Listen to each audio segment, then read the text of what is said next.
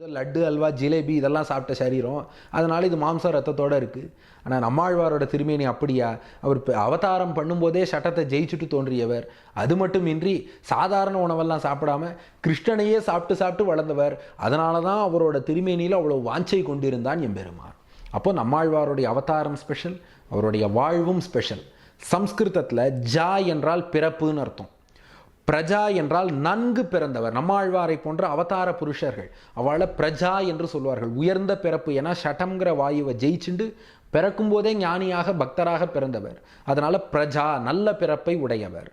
பிரஜாபதினா இப்படிப்பட்ட நல்ல பிறப்பை உடையவர்களான நம்மாழ்வாரை போன்ற மகான்கள்.